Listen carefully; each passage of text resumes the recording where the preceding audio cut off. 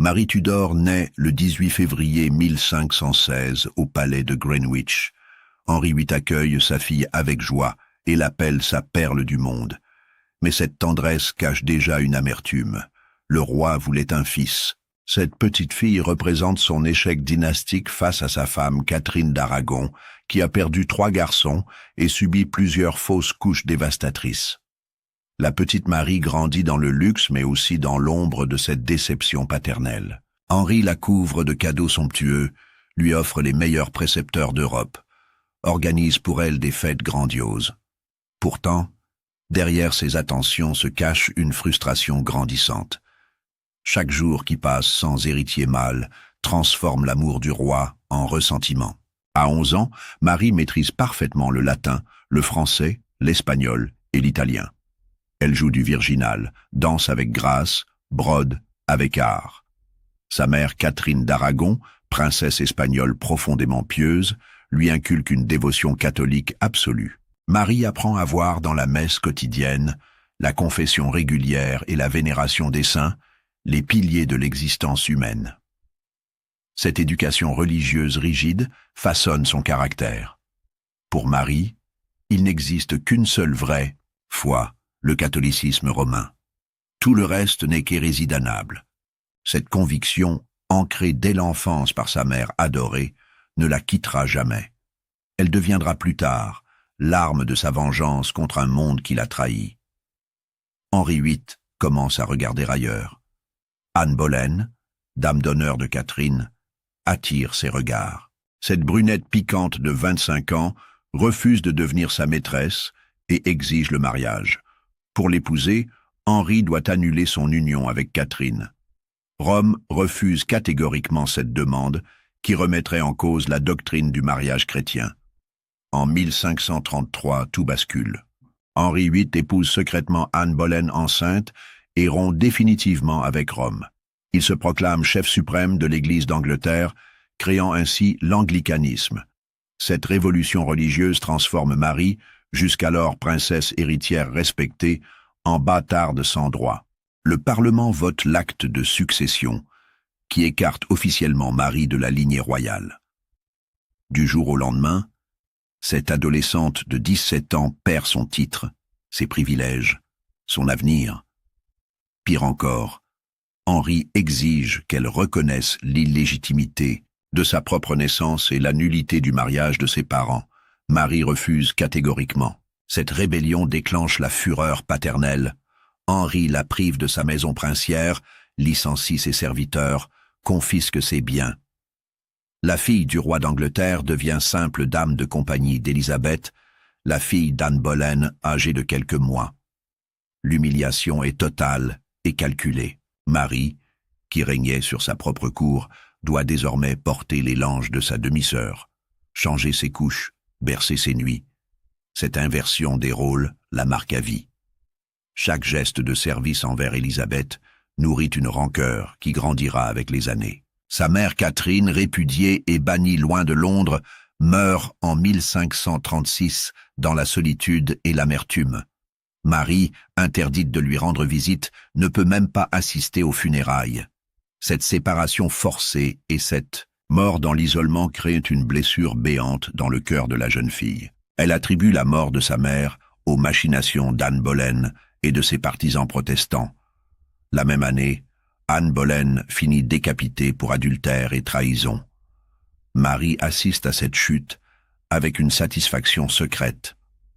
La justice divine a frappé celle qui avait détruit sa famille, mais cette mort ne répare rien. Henri épouse immédiatement Jeanne Seymour, qui lui donne enfin l'héritier tant désiré, Édouard.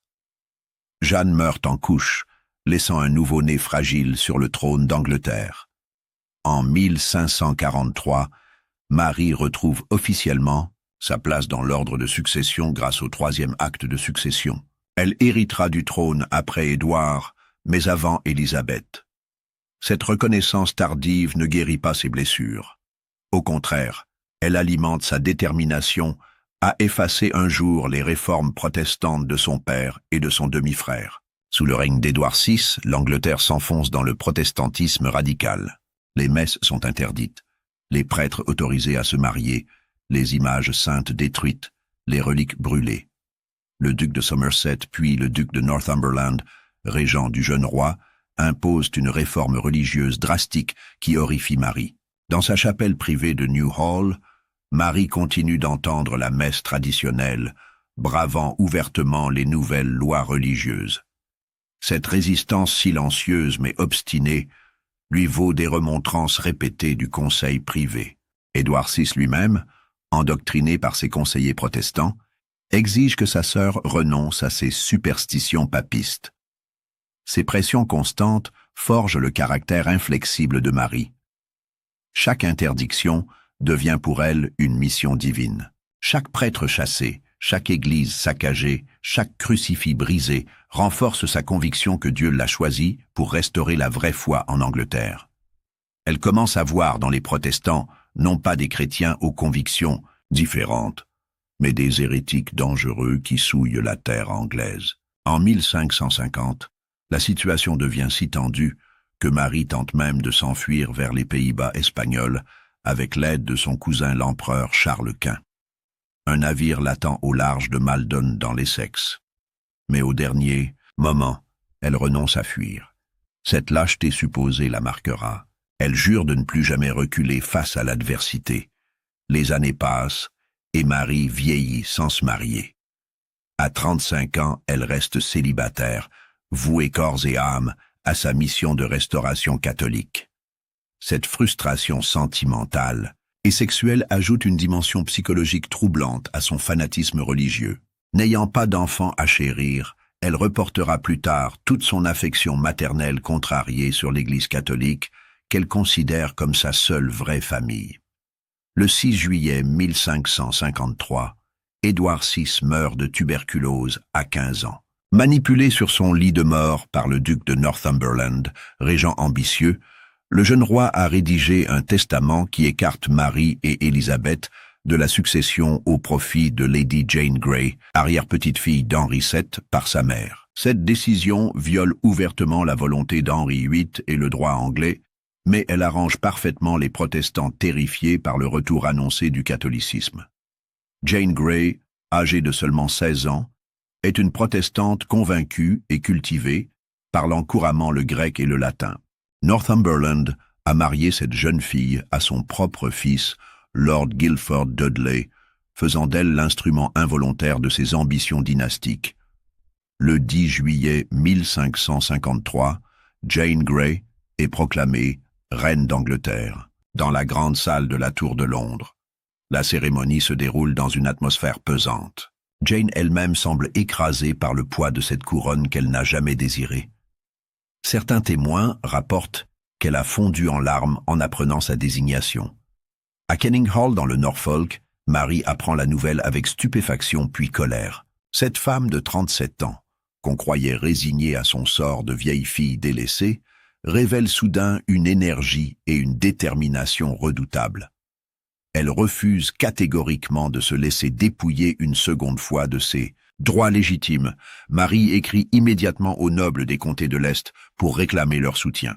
Sa lettre, rédigée d'une plume ferme, ne laisse aucun doute sur sa résolution. Nous ne permettrons pas qu'on nous vole notre héritage légitime. Dieu et le droit sont avec nous. Cette proclamation circule rapidement dans toute l'Angleterre et galvanise ses partisans. Le peuple anglais, attaché à la légitimité dynastique traditionnelle, se rallie massivement à Marie. En quelques jours, son armée improvisée grossit de milliers d'hommes venus de tous les horizons sociaux. Des nobles catholiques aux simples paysans, tous semblent préférer la fille légitime d'Henri VIII à cet inconnu imposé par un complot de palais. Thomas Howard, duc de Norfolk, rejoint Marie avec ses hommes. Robert Dudley, frère de Guilford et fils du duc de Northumberland, tente d'intercepter la reine légitime, mais ses propres soldats l'abandonnent en chemin. Cette défection révèle l'impopularité du régime de Jane Grey et la force du sentiment dynastique anglais. Northumberland, pris de panique, sort de Londres avec une armée de 2000 hommes pour écraser cette rébellion qu'il croyait facile à mater. Mais dès qu'il arrive dans le Cambridgeshire, ses troupes commencent à déserter. Les soldats refusent de se battre contre la fille d'Henri VIII. Certains officiers passent même ouvertement du côté de Marie. À Londres, le conseil privé comprend que la partie est perdue. Le 19 juillet, après seulement 9 jours de règne fantomatique, Jane Grey est abandonnée par ses propres partisans. Mary Howard, duchesse de Richmond, proclame solennellement Marie Tudor reine d'Angleterre depuis la fenêtre de Baynard's Castle. La foule londonienne explose de joie. Le même jour, Marie fait son entrée triomphale dans Londres sous les acclamations. Les cloches de toutes les églises sonnent à toute volée. Des feux de joie s'allument dans chaque quartier. Le vin coule à flot dans les tavernes. Cette liesse populaire contraste violemment avec l'accueil glacial réservé 9 jours plus tôt à Jane Grey. Northumberland, arrêté et emprisonné, supplie pathétiquement Marie de lui pardonner. Cet homme qui avait terrorisé l'Angleterre sous Édouard VI rampe maintenant devant la femme qu'il voulait écarter du trône. Marie le fait décapiter le 22 août 1553 avec 2 de ses complices. Ses premières têtes qui tombent annoncent le bain de sang à venir. Marie hésite longuement sur le sort à réserver à Jane Grey. Cette jeune fille de 16 ans n'était après tout qu'un instrument manipulé par des hommes ambitieux. Plusieurs conseillers modérés plaident pour la clémence, arguant que Jane n'a jamais voulu être reine et qu'elle n'a commis aucun crime personnel. Mais l'entourage catholique de Marie pousse à l'exécution. Simon Renard, ambassadeur de Charles Quint, avertit la reine que tant que Jane vivra, elle demeurera un point de ralliement pour les protestants mécontents. Stephen Gardiner, évêque de Winchester libéré de prison, abonde dans ce sens avec sa violence coutumière. Pendant des mois, Jane Grey croupit dans la tour de Londres avec son jeune époux, Guilford Dudley. Cette adolescente cultivée et pieuse occupe ses journées à lire la Bible et les pères de l'Église. Ses geôliers témoignent de sa résignation et de sa dignité face à l'adversité. Certains sont émus par cette jeune femme qui paie si cher les ambitions de son beau-père. En janvier 1554, Henry Grey, père de Jane, commet l'erreur fatale de participer à la rébellion de Thomas Wyatt contre le mariage espagnol de Marie. Cette nouvelle trahison scelle définitivement le sort de sa fille. Marie, furieuse de cette récidive, signe l'arrêt de mort de Jane et de son mari. Le 12 février 1554, Guilford Dudley est décapité en public sur Tower Hill. Jane assiste à l'exécution depuis sa fenêtre et voit rapporter le corps sanglant de son époux de 19 ans. Quelques heures plus tard, c'est son tour. Conduite sur l'échafaud privé de Tower Green, elle prononce un discours d'une dignité saisissante. « Je meurs innocente de toute offense envers Sa Majesté. Je ne désirais jamais cette couronne qu'on m'a imposée contre ma volonté. » Jane refuse les services du prêtre catholique et maintient sa foi protestante jusqu'au bout. Le bourreau, ému par la jeunesse de sa victime, hésite à frapper. Jane elle-même doit l'encourager. « Je vous prie, dépêchez-vous. » Sa tête tombe d'un seul coup net. Ses premières exécutions pour raisons religieuses préfigurent la terreur qui s'abattra bientôt sur l'Angleterre protestante. Le 1er octobre 1553, Marie Tudor est couronnée reine d'Angleterre dans l'abbaye de Westminster. Cette cérémonie somptueuse marque le triomphe d'une femme qui a su reconquérir son trône par la seule force de sa légitimité. À 37 ans, elle devient la première reine régnante d'Angleterre depuis Mathilde l'Emperesse au XIIe siècle. Son premier geste officiel révèle ses intentions religieuses. Elle fait célébrer une messe solennelle dans la cathédrale, rétablit le catholicisme comme religion officielle et libère les prélats catholiques emprisonnés sous Édouard VI. Stephen Gardiner redevient chancelier, Edmund Bonner retrouve son évêché de Londres. Les protestants comprennent que leur heure a sonné. Mais Marie ne veut pas seulement restaurer l'ancienne foi. Elle entend l'imposer par tous les moyens et punir ceux qui l'ont trahie. Pour mener cette croisade, elle a besoin d'un allié puissant et d'un époux qui lui donnerait enfin l'héritier, catholique dont rêve l'Angleterre traditionnaliste. Son choix se porte sur Philippe II d'Espagne, fils de l'empereur Charles Quint et champion de la contre-réforme catholique en Europe. Ce prince de 27 ans, séduisant et cultivé, gouverne déjà les Pays-Bas et dispose d'une expérience politique considérable. Pour Marie, vieille fille de 38 ans, c'est l'homme providentiel qui l'aidera à accomplir sa mission divine.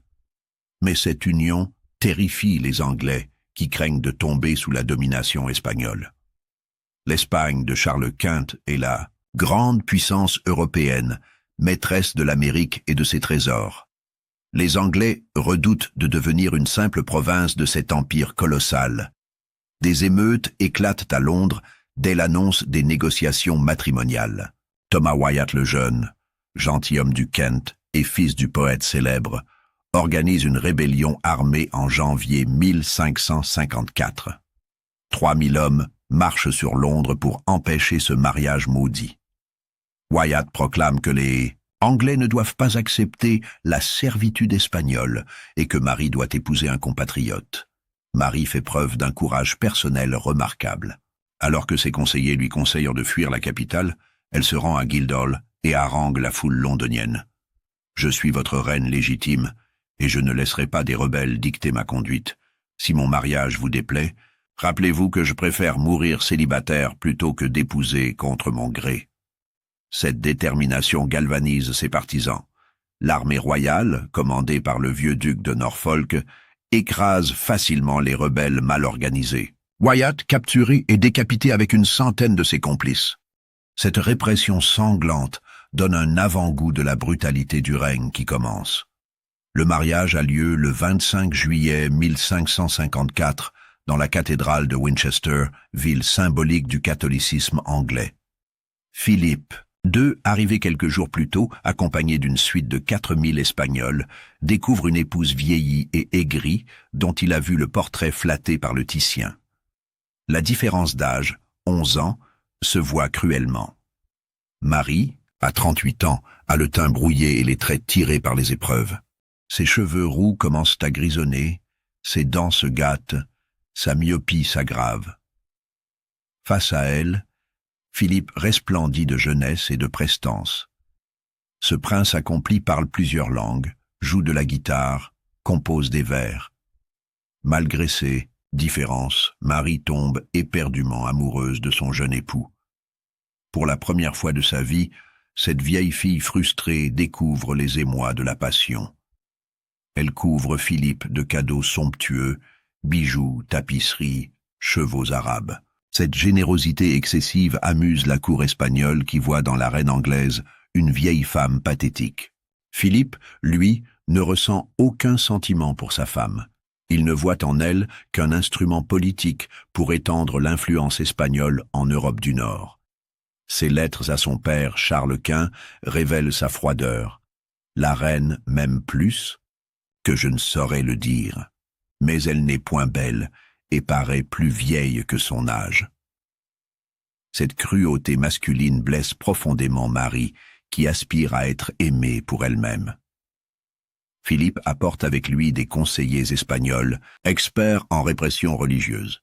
Pedro de Castro, confesseur du roi, et Bartolomé Carranza, futur archevêque de Tolède, ont une longue expérience de l'Inquisition espagnole.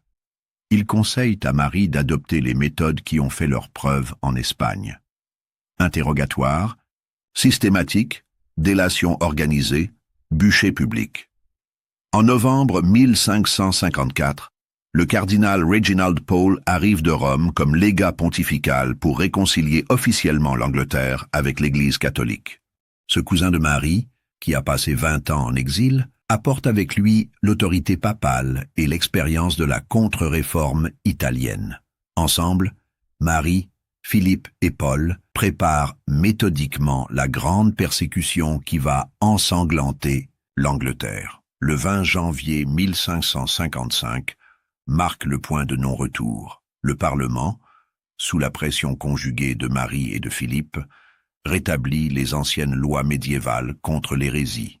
Ces textes draconiens, tombés en désuétude depuis Henri VIII, ressuscitent soudain pour terroriser l'Angleterre protestante. Désormais, tout Anglais qui refuse de reconnaître l'autorité papale, nie la transsubstantiation ou conteste un dogme catholique, peut être jugé pour hérésie. La procédure est expéditive. Interrogatoire par l'évêque local, jugement, par un tribunal ecclésiastique, condamnation automatique en cas de refus d'abjuration. La sentence est toujours la même, le bûcher. L'évêque de Londres, Edmund Bonner, devient le grand inquisiteur du royaume. Ce prélat de 55 ans, emprisonné sous Édouard VI pour ses convictions catholiques, sort de prison avec une soif de vengeance terrible. Surnommé rapidement Bloody Bonner par les protestants, il organise une chasse systématique aux hérétiques dans son vaste diocèse. Bonner développe des méthodes d'interrogatoire raffinées. Il fait arrêter les suspects à l'aube, les sépare de leur famille, les soumet à des questions pièges. Ces registres, conservés aux archives, révèlent sa minutie maniaque. Âge, profession, famille, convictions religieuses, tout est noté, classé, archivé. Cette bureaucratie de la mort transforme la persécution en administration routinière. Stephen Gardiner, chancelier et évêque de Winchester, seconde efficacement Bonner.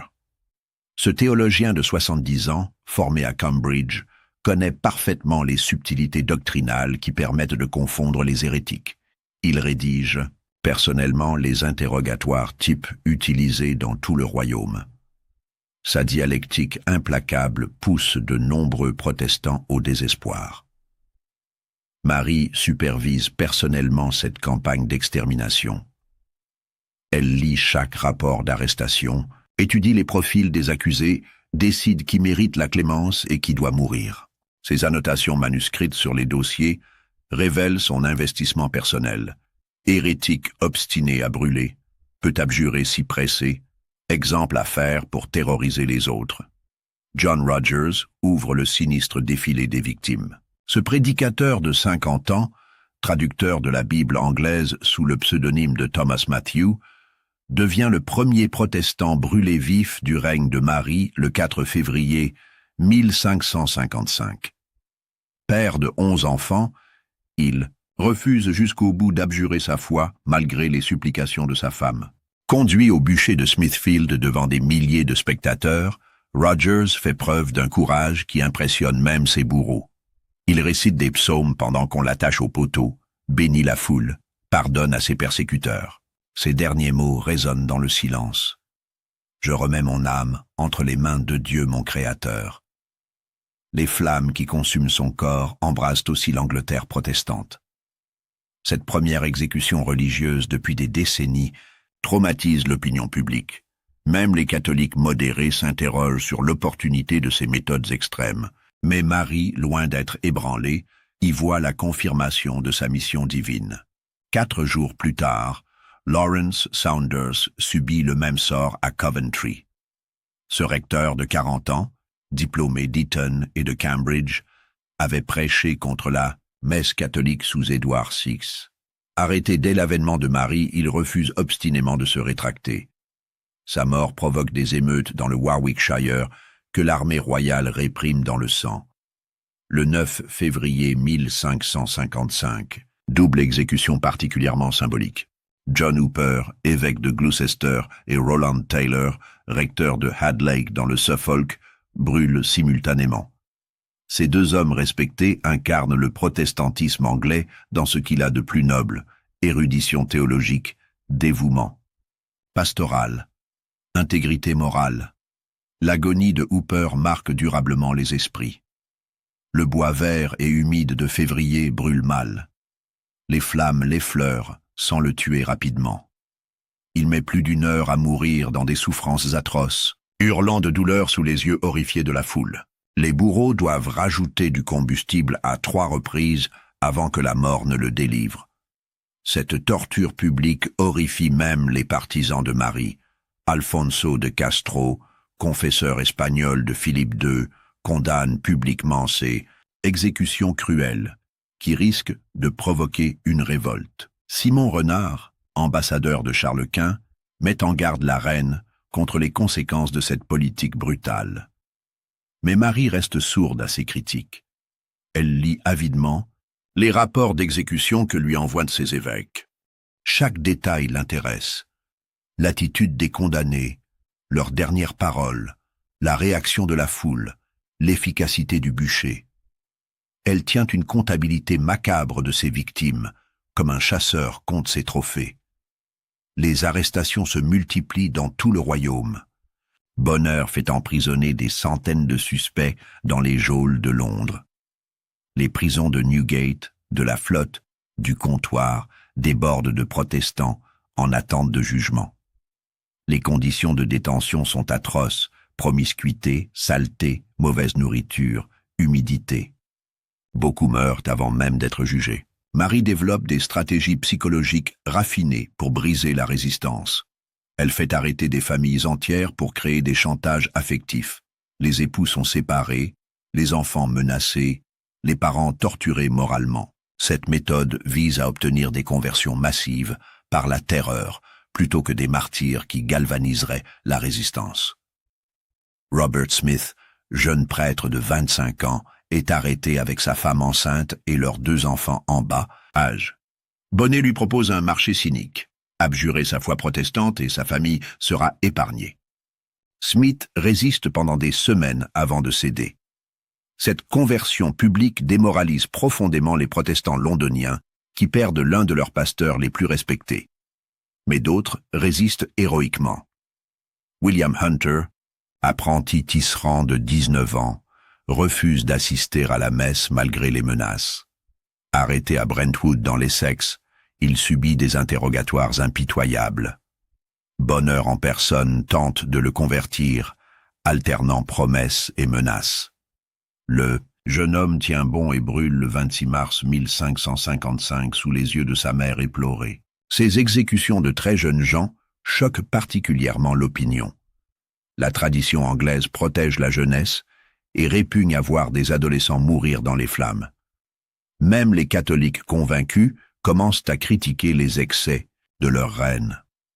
Mais Marie, obsédée par sa mission, ne recule devant aucune cruauté.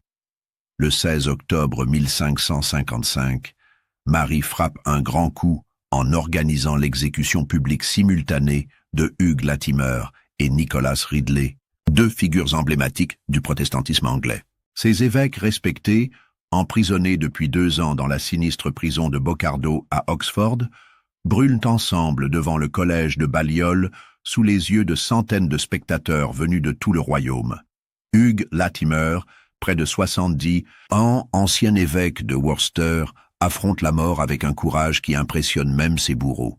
Cet homme frêle et voûté, qui a consacré sa vie à prêcher l'Évangile, trouve dans la perspective du martyr une force surhumaine.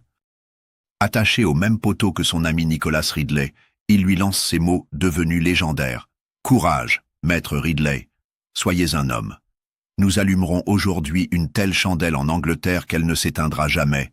J'en suis sûr. » Nicholas Ridley, évêque de Londres sous Édouard VI, théologien brillant formé à Cambridge et Paris, garde également sa dignité face à la mort. Cet homme de 55 ans, qui a contribué à rédiger le Book of Common Prayer, anglican, refuse jusqu'au bout les offres de grâce conditionnelle. « Je ne peux renier la vérité évangélique pour sauver ma vie périssable », déclare-t-il à ses juges. Le supplice de Ridley tourne au cauchemar. Le bois, mal préparé par des bourreaux inexpérimentés, brûle très lentement. Seuls les jambes de l'évêque se consument d'abord, tandis que le haut de son corps reste intact. Il hurle de douleur pendant de longues minutes, suppliant qu'on active le feu. Son beau-frère, ému par cette agonie interminable, jette finalement de la poudre à canon dans les flammes pour abréger ses souffrances. Latimer, plus chanceux, meurt rapidement étouffé par la fumée épaisse. Ses dernières paroles, rapportées par les témoins, résonnent comme une prophétie. « Ô Père céleste, je remets mon esprit entre tes mains. » Son corps, frêle, disparaît, rapidement dans les flammes, contrastant avec l'agonie interminable de son compagnon. Thomas Cranmer, le 3e martyr d'Oxford, assiste au supplice de ses amis depuis sa cellule de la tour de Bocardo. Cette vision épouvantable le brise psychologiquement. L'ancien archevêque de Canterbury, artisan principal de la réforme anglaise sous Henri VIII et Édouard VI, sombre dans une dépression profonde qui facilitera sa chute morale. Cranmer, 66 ans, personnifie aux yeux de Marie toute la perversion protestante de l'Angleterre.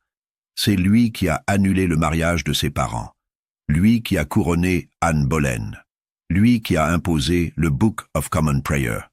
Pour la reine, obtenir sa conversion publique vaudrait 1000 autres abjurations. Elle déchaîne donc contre lui une guerre psychologique impitoyable. Pendant des mois, les théologiens catholiques les plus habiles se relaient au chevet de Cranmer. Pedro de Soto, confesseur de Charles Quint, Juan de Villagarcia, professeur à Salamanque, déploient toute leur science pour ébranler ses convictions. Ils alternent arguments théologiques subtils et menaces voilées, promesses de clémence et évocation des flammes. L'isolement total finit par avoir raison de la résistance de Cranmer. Coupé du monde extérieur, privé de livres protestants, soumis à un bombardement quotidien de propagande catholique, le vieil homme commence à douter. Ses geôliers rapportent qu'il pleure souvent, marmonne des prières confuses, semble perdre la raison. Le 11 décembre 1555, premier craquage. Cranmer signe une abjuration partielle, où il reconnaît l'autorité du pape en matière de foi et de morale. Cette première capitulation ne satisfait pas Marie qui exige une rétractation complète de ses erreurs passées. La pression psychologique s'intensifie. Entre janvier et février 1556, Cranmer signe 5 autres abjurations de plus en plus humiliantes. Il reconnaît la transsubstantiation, condamne ses propres écrits, implore le pardon de sa très gracieuse majesté pour ses crimes abominables. Ces textes pathétiques révèlent l'effondrement moral d'un homme brisé. Marie savoure ce triomphe. Elle fait imprimer et diffuser largement ces abjurations qui portent un coup terrible au moral protestant. Si l'architecte de la réforme anglaise reconnaît ses erreurs, que peuvent opposer les simples fidèles? Cette victoire psychologique vaut tous les bûchers du royaume. Mais la reine veut aller plus loin.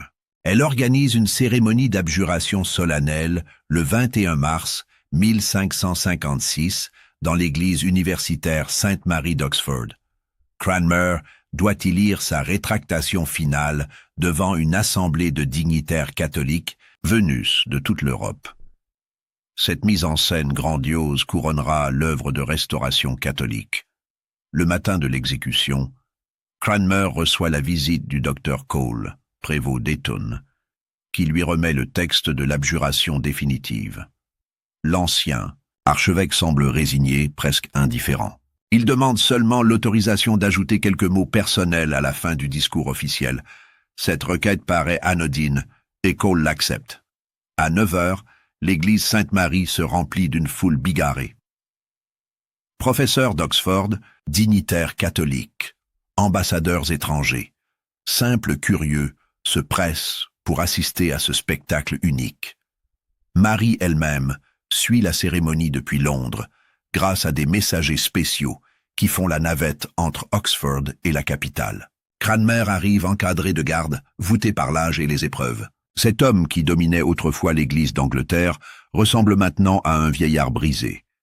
Sa barbe blanche sale, ses vêtements usés, son regard éteint témoignent des mois de captivité et de torture psychologique. Mais l'ancien archevêque réserve une surprise de taille. Arrivé devant l'Assemblée, il sort de sa poche non pas le texte officiel de Cole, mais un autre discours qu'il a rédigé secrètement. D'une voix d'abord hésitante, puis de plus en plus ferme, il commence sa véritable confession de foi. Mes bien chers amis dans le Christ, j'ai commis une grande offense en signant des écrits contraires à ma conscience. Ces papiers étaient l'œuvre de ma main, mais non de mon cœur. Je les renie entièrement. Un silence de mort s'abat sur l'Assemblée.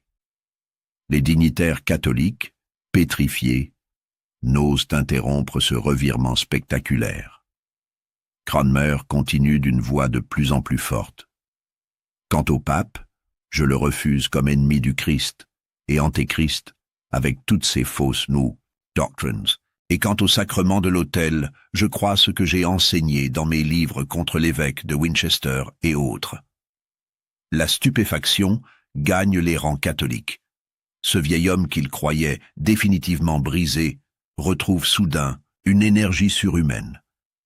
Ses yeux brillent d'un feu mystique, sa voix porte jusqu'au fond de l'église, son maintien retrouve une dignité perdue. Et parce que ma main a offensé en écrivant contrairement à mon cœur, ma main sera punie en première.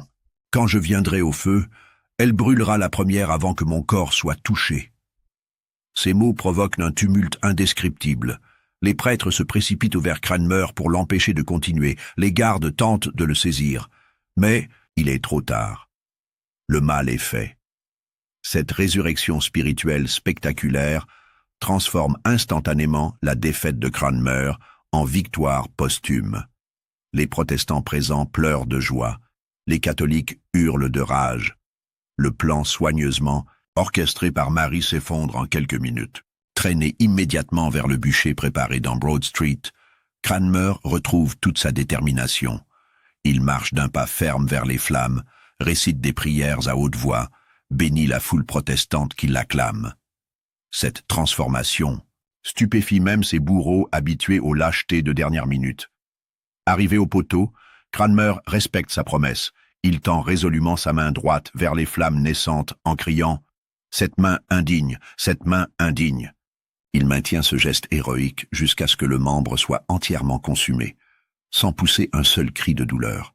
Son courage face à la mort achève de transformer sa capitulation temporaire en triomphe éternel. Les témoins protestants, galvanisés par ce spectacle, propagent rapidement la nouvelle dans toute l'Angleterre. L'homme qui semblait le symbole de la défaite protestante devient paradoxalement celui de sa résurrection. Cette volte-face de Cranmer met Marie dans une rage folle. Elle qui croyait tenir sa plus belle victoire, voit son triomphe se transformer en catastrophe. La conversion publique de l'architecte de la Réforme devait porter un coup fatal au protestantisme anglais. Son reniement final relance au contraire la résistance avec une vigueur nouvelle. Loin de modérer sa politique répressive, la reine l'intensifie avec une cruauté décuplée. Chaque acte de défiance protestant renforce sa conviction que seule une extermination totale peut sauver l'Angleterre catholique. Les bûchers se multiplient dans tout le royaume avec une fréquence effrayante. Edmund Bonner reçoit des instructions particulièrement sévères. Il doit accélérer les procédures, multiplier les arrestations, éliminer systématiquement tous les meneurs protestants. Son diocèse de Londres devient un véritable abattoir où les hérétiques disparaissent par dizaines chaque mois. Les méthodes se raffinent avec l'expérience. Marie fait maintenant arrêter des familles entières pour créer des chantages affectifs insupportables. Thomas Benbridge, gentilhomme du Hampshire, voit sa femme et ses enfants emprisonnés pour le forcer à abjurer. Il résiste et brûle le 19 juillet 1556, mais sa famille reste en prison, jusqu'à la mort de la reine. La terreur s'étend aux classes populaires avec une brutalité particulière. Marie fait brûler des artisans, des marchands, des paysans coupables seulement de posséder une Bible anglaise ou d'avoir écouté un sermon protestant. Ces exécutions de gens simples traumatisent profondément la population qui se reconnaît dans ses victimes. Joan Waste illustre cette cruauté aveugle. Cette couturière aveugle de 22 ans, née à Derby, ne sait ni lire ni écrire, mais a mémorisé de longs passages bibliques en les entendant lire. Arrêtée pour avoir refusé d'assister à la messe, elle maintient sa foi malgré les menaces. Son handicap même ne l'épargne pas. Elle brûle le 1er août 1556. 56 femmes périssent dans les bûchers de Marie Tudor, révélant l'implacabilité particulière de la reine envers son propre sexe. Ces mères de famille, souvent issues du peuple, affrontent la mort avec un courage qui bouleverse les témoins masculins habitués à leur supposée faiblesse. Cicely Ormes, tisserande de Norwich, âgée de 32 ans, est arrêtée en septembre 1557 pour avoir caché chez elle des livres protestants interdits. Mère de 3 enfants en bas âge, elle refuse néanmoins toutes les offres de clémence conditionnelle. « Je préfère mourir dans la vraie foi plutôt que vivre dans l'erreur papiste », déclare-t-elle à ses juges stupéfaits. Le jour de son Exécution, le 23 septembre 1557. Ses enfants l'accompagnent jusqu'au bûcher en pleurant. Cette scène déchirante émeut même les bourreaux qui proposent un dernier sursis. Cicely refuse et embrasse une dernière fois ses petits avant de marcher vers les flammes. Sa mort galvanise la communauté protestante de Norwich, qui gardera sa mémoire pendant des siècles. Agnès Bonjour présente un cas encore plus atroce. Cette femme de Canterbury, enceinte de 8 mois, est condamnée au bûcher en 1557, malgré son état. La tradition juridique anglaise protège normalement les femmes enceintes, mais Marie fait une exception pour les hérétiques. Agnès accouche dans les flammes d'un enfant que les bourreaux jettent immédiatement et que dans le brasier après un baptême catholique expédié. Cette barbarie ultime révulse même les partisans les plus fanatiques de la reine. L'évêque de Canterbury lui-même proteste contre cette violation du droit traditionnel. Mais Marie reste inflexible. L'hérésie ne connaît ni sexe ni âge. Dieu jugera selon la foi, non selon la chair. Agnès Prest, veuve de 53 ans originaire du Devon, brûle à Exeter le 15 août 1557. Cette femme simple mais têtue a refusé pendant des mois de reconnaître la transsubstantiation. Ses interrogateurs, fatigués par son obstination, finissent par la condamner. Elle meurt en récitant le Notre Père en anglais, défiant jusqu'au bout l'obligation de prier en latin. Rose Allyn, jeune fille de 20 ans du Suffolk, subit une torture particulièrement sadique. L'évêque Bonheur en personne lui brûle la main avec une chandelle pour lui faire un avant-goût du bûcher. La jeune femme supporte cette épreuve sans faiblir et brûle quelques semaines plus tard en tenant sa main mutilée vers le ciel. Ces exécutions de femmes choquent profondément l'opinion publique anglaise. La tradition chevaleresque protège normalement le sexe faible et répugne à voir des mères mourir dans les flammes. Même les catholiques modérés commencent à critiquer ouvertement les excès de leur reine. Parallèlement à ces persécutions sanglantes, Marie vit un drame personnel qui aggrave considérablement sa dérive psychologique. À 39 ans, elle croit être enceinte de Philippe II et voit dans cette grossesse tardive la bénédiction divine sur son règne et la garantie d'un héritier catholique pour l'Angleterre. Pendant des mois, tous les signes semblent confirmer cette grossesse miraculeuse. Le ventre de Marie s'arrondit, ses règles s'arrêtent, elle ressent des nausées matinales. Les médecins de la cour, contraints par l'étiquette royale, confirment officiellement l'état de la reine. Philippe lui-même semble convaincu et prolonge son séjour anglais. Mais les semaines passent sans accouchement. Le terme prévu arrive puis se dépasse sans aucun signe de délivrance. Le ventre royal, mystérieusement arrondi, commence à se dégonfler de lui-même. Les médecins, embarrassés, parlent à voix basse de grossesse nerveuse, phénomène psychosomatique lié au stress intense. Cette fausse grossesse plonge Marie dans une mélancolie profonde qui accentue dangereusement sa cruauté religieuse. Elle, qui espérait donner un héritier catholique à l'Angleterre, voit s'écrouler ses derniers espoirs dynastiques. À 40 ans passés, elle sait que ses chances de maternité s'amenuisent rapidement.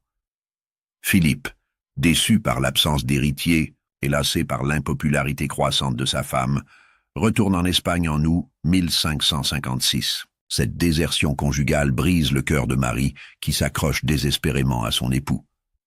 Leurs rares retrouvailles ultérieures ne produisent aucun enfant, scellant définitivement l'échec de cette union stérile. Cette stérilité forcée pousse Marie vers une religiosité encore plus extrême. Persuadée que Dieu la punit pour sa clémence excessive envers les hérétiques, elle redouble de férocité dans ses persécutions. Chaque protestant brûlé devient une offrande expiatoire pour obtenir la grâce divine d'un enfant qui ne viendra jamais. Malgré la terreur qui règne, le protestantisme anglais survit grâce à un réseau clandestin remarquablement organisé. Des prédicateurs itinérants continuent de propager l'Évangile en organisant des cultes secrets dans les forêts, les granges isolées, les caves urbaines. Ces assemblées nocturnes, constamment menacées de dénonciation, maintiennent vivante la flamme réformée. Des imprimeurs courageux persistent à diffuser la Bible anglaise et les textes protestants malgré les risques mortels. Leur presse clandestine, dissimulée dans des caves londoniennes ou des moulins de campagne, produisent des milliers d'exemplaires qui circulent sous le manteau. Cette littérature interdite nourrit la résistance spirituelle et maintient l'espoir du retour protestant. Plus de 800 protestants aisés choisissent l'exil plutôt que la conversion ou la mort.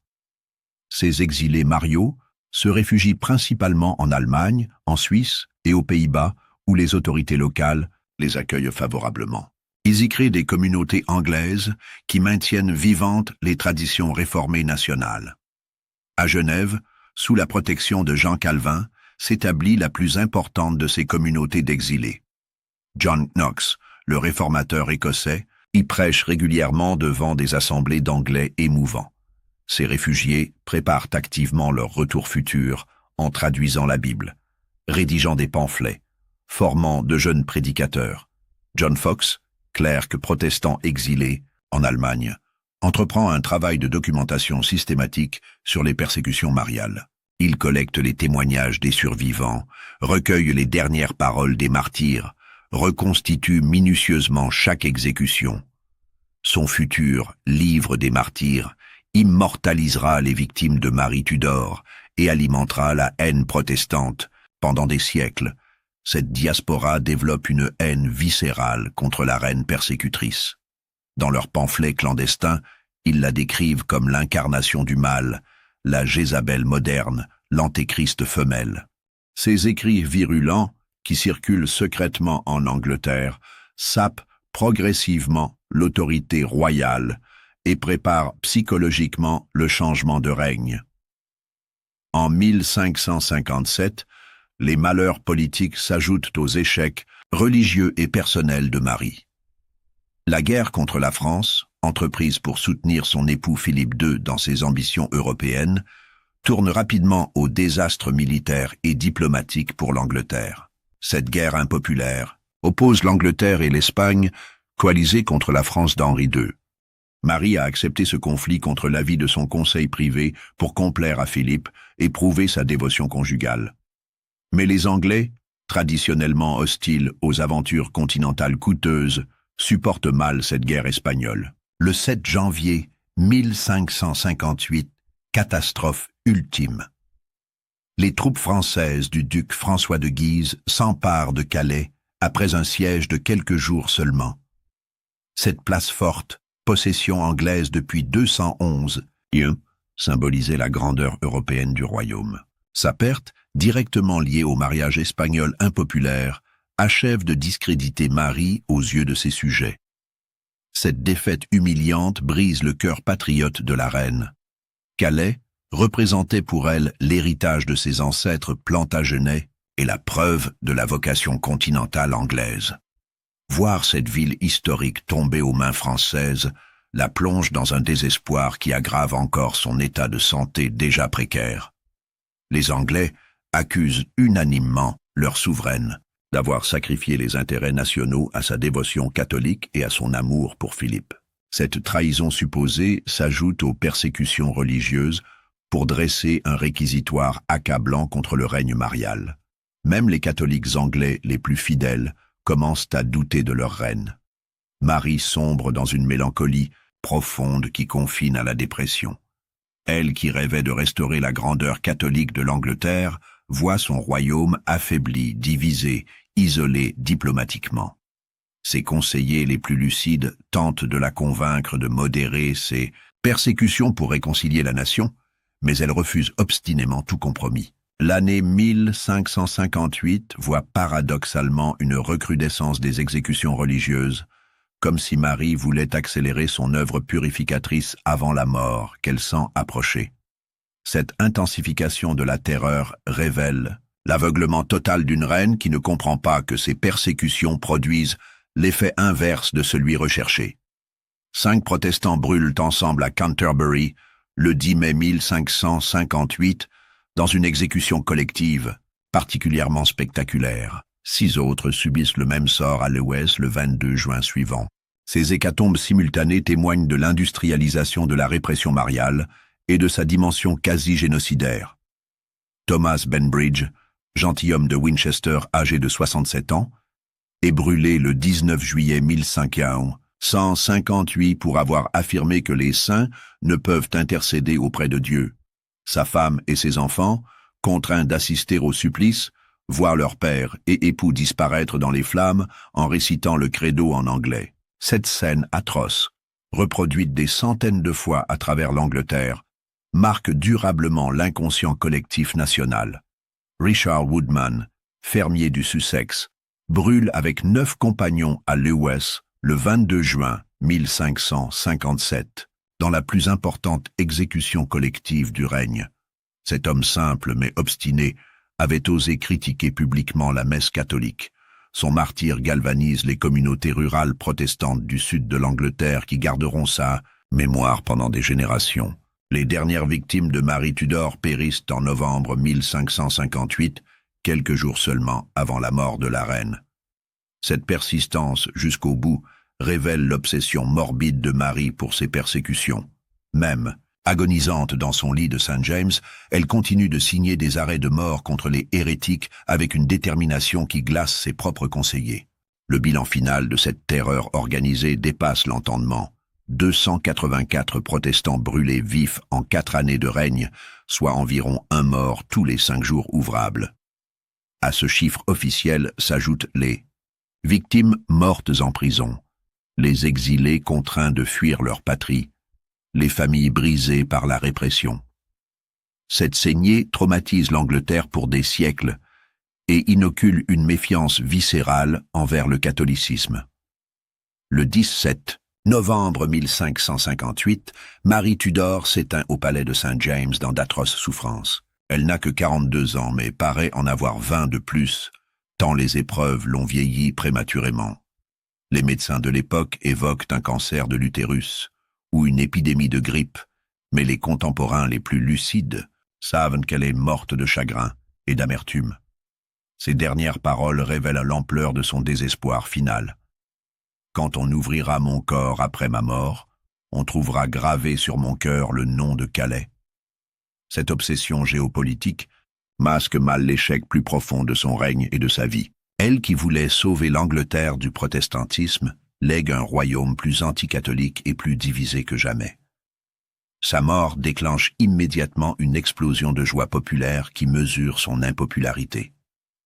Dans les rues de Londres, les cloches sonnent à toute volée, des feux de joie s'allument spontanément, la foule danse et chante des cantiques de libération. Cette liesse spontanée et générale contraste violemment avec les funérailles officielles célébrées dans un silence de plomb. Élisabeth, sa demi-sœur protestante, monte sur le trône dans l'enthousiasme général. La nouvelle reine, âgée de 25 ans, incarne l'espoir d'une Angleterre réconciliée avec elle-même et débarrassée des bûchers. Philippe II d'Espagne tente bien de conserver son influence en demandant la main d'Élisabeth, mais celle-ci refuse catégoriquement cette union maudite. L'Angleterre retrouve ainsi simultanément son indépendance politique et sa liberté religieuse. Le protestantisme, loin d'être éradiqué par 5 années de persécutions sanglantes, renaît avec une vigueur décuplée. Les martyrs de Marie Tudor deviennent les héros fondateurs d'une identité nationale anglaise désormais indissolublement liée à la Réforme. Le règne de Marie Tudor laisse des cicatrices indélébiles dans la conscience collective anglaise. Son surnom de Bloody Mary traverse les siècles et les océans pour devenir synonyme universel de fanatisme religieux et de cruauté gratuite. Les 284 protestants brûlés vifs se transforment en martyrs fondateurs de l'identité nationale anglaise moderne. John Foxe publie en 1563 son monumental « Livre des martyrs » qui immortalise définitivement les victimes de la terreur mariale. Cette œuvre de 2000 pages, traduite en anglais et largement diffusée, façonne pour des générations l'image de Marie Tudor comme tyran sanguinaire. Chaque foyer protestant anglais possède son exemplaire et transmet ainsi la mémoire traumatisante des persécutions. L'Église anglicane officialise cette mémoire en faisant du 16 octobre une journée de commémoration annuelle des martyrs d'Oxford. Cranmer, Latimer et Ridley deviennent des figures héroïques du protestantisme mondial.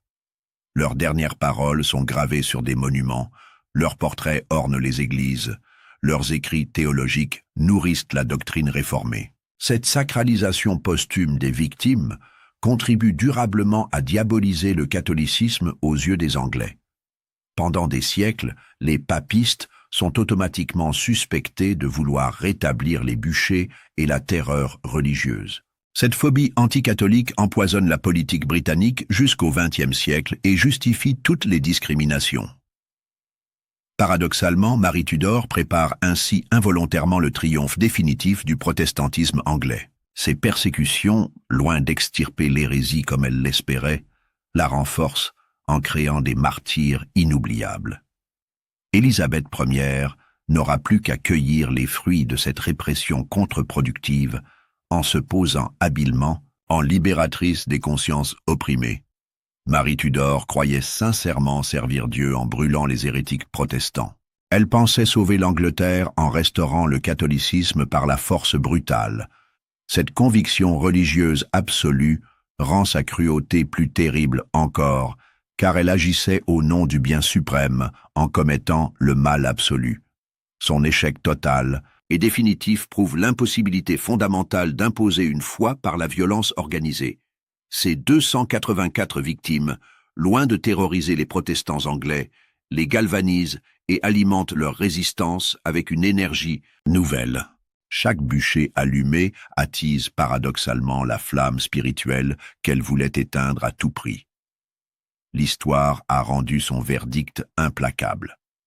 Marie Tudor demeure pour l'éternité l'incarnation de l'intolérance religieuse poussée à son paroxysme. Ces persécutions systématiques témoignent pour tous les siècles de la barbarie humaine quand elle se pare des oripeaux de la foi. Son nom maudit avertit les générations futures des dangers mortels du fanatisme politique et religieux. Ainsi s'achève tragiquement l'histoire de la reine qui brûlait 280 protestants vivants. Marie Tudor voulait régner absolument sur les corps et les âmes de ses sujets récalcitrants. Elle ne laisse finalement qu'un royaume traumatisé, une réputation à jamais maudite et une leçon d'histoire que l'humanité ne devrait jamais oublier sous peine de récidive.